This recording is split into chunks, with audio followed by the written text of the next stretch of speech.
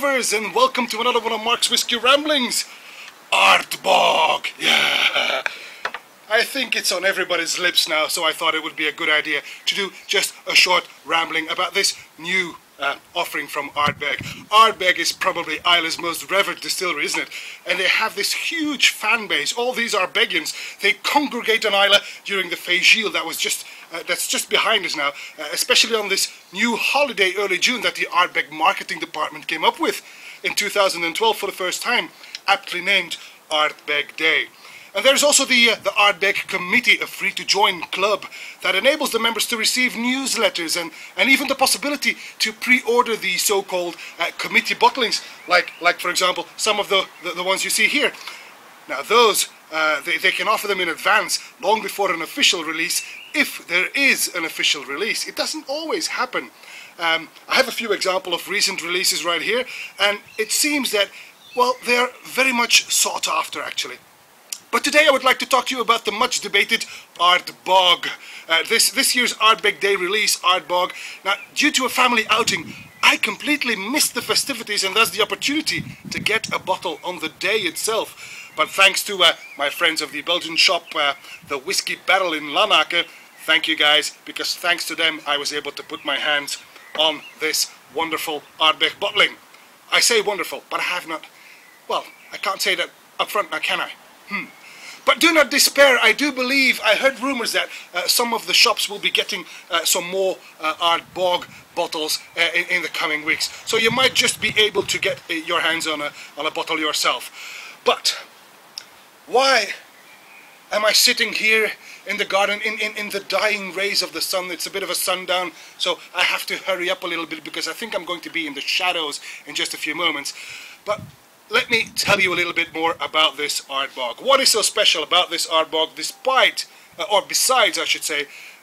the fact that it is a sort of a celebratory release that was, can I say it, way overhyped on the internet? I mean, only a few days after the release it was completely sold out, and you could already see it popping up on other whiskey sites and even on auction sites and the Evil Bay for prices, you know, double and triple of the original retail price, which is, you know, it's lunatic, it's crazy. Oh well, I was happy that my friends from the Whisky Barrel were able to get me this bottle at the original retail price, which was, I can divulge, 85 euros. Okay, now, Ardbog is a vatting. It is not a finish, it is a vatting of 10-year-old Ardbeg that matured on American white oak on the one hand, and in Manzanilla sherry casks on the other hand. Now, Manzanilla is said to be at the heart of this Ardbog expression. So that makes me believe that maybe there is more than 50% of this 10-year-old in this vatting that was actually matured, fully matured, not finished on those Manzanilla sherry casks. It is 10 years old, like I said, and it is bottled at a cask strength of 52.1% ABV. I have to say, I think that's rather low for a 10-year-old. Must be the greedy angels, eh? Anyway, it's lower than I would have expected. But there you have it. Greedy angels, I said it.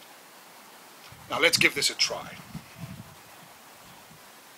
So the color is a rather deep golden, light brown, but a deep golden at least. 52.1%. Well, the nose is immediately oily and very salty, like cured ham or some olives in there. Very salty indeed. Peat surely, but a lot less peat than I would have anticipated.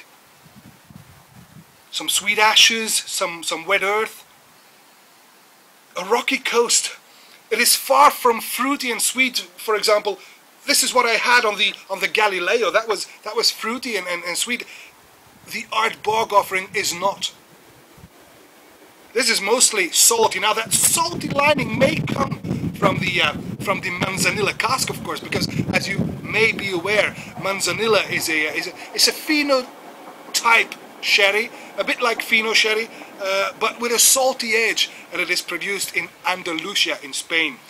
Manzanilla is known for being just a tad salty. So if it's the heart of this Ardbog offering, some of that saltiness, some of that brine may be due to the Manzanilla casks.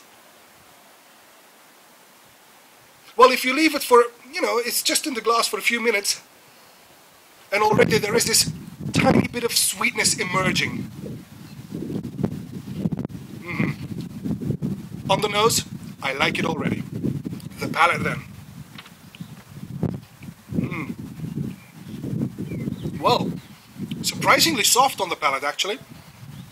And again, immediately very salty, just like on the nose. And it's actually quite overpowering at first, blocking out everything else. After the saltiness fades a little bit, mid-palate, then suddenly, well, only mid-palate does the meaty side and that sweet character. Only mid-palate does it surface after the first initial big wave of saltiness. I get some nutmeg as well, a touch of cinnamon maybe.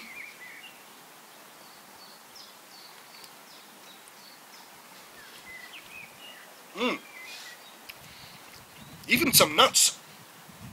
Almonds to be precise. This is quite nice actually. I get some caramelized apples now and some toffee. That's a nice development. It's mildly drying towards the end. And it's in that end that it also shows a big smokiness, which I would have expected to come a bit sooner, but only at the end of the palate does it really show that big smokiness that you've come to expect from Ardbeg. The finish.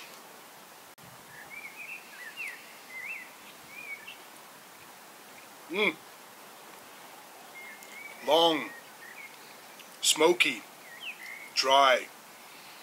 Well, I like it, but like the Galileo offering from last year, for some of the Ardbegians, it might be just a tad too far away from hardcore Ardbeg, you know. For the fans, it may be too much Manzanilla in the mix. But for me, it works. I mean, it's got more power and depth than the Galileo, and it easily surpasses offerings like the roller coaster or even the alligator. I quite like this. It's punchy, it's powerful. But I have to say, it's still no match for the regular offerings, the ones that are available all year round. And I'm not just talking about the day, but because that is of course not easily to come by. But I'm talking about the Arinambeist, I'm talking about the Korivrekken, I'm talking about the Oogdal, just the 10-year-old. I mean, and I think it's about time that Ardbeg adds one of these beauties to their core range, so that we may all enjoy it, instead of going crazy and frantic all over the internet, click, trying to get a bottle, and I got me one, oh, gotcha. We all are guilty of this, I know, me too. I'm happy I got one. I mean, I jumped on my motorcycle and drove for half an hour just to get it, you know. Why not? But I think it would be better if Ardbeg were to reconsider this special offerings, those limited offerings, and get something like this in the core range that we can enjoy all year round, that everybody can buy, and that will make everybody happy. Never mind the train passing by now, just as I'm wrapping up this whiskey rambling, and I have to wrap it up, because as you can see the sun is gone as well, so I'm sitting here in the shadows. I don't mind, the temperature is still right. I'm going to pour me another one, and that's it for this whiskey rambling. Thank you for watching. Ardbog, 52.1% ABV. If you can get a bottle, you're one of the happy few, I suppose. Well, I'm willing to share with friends, so may the malt be with you. Bye-bye.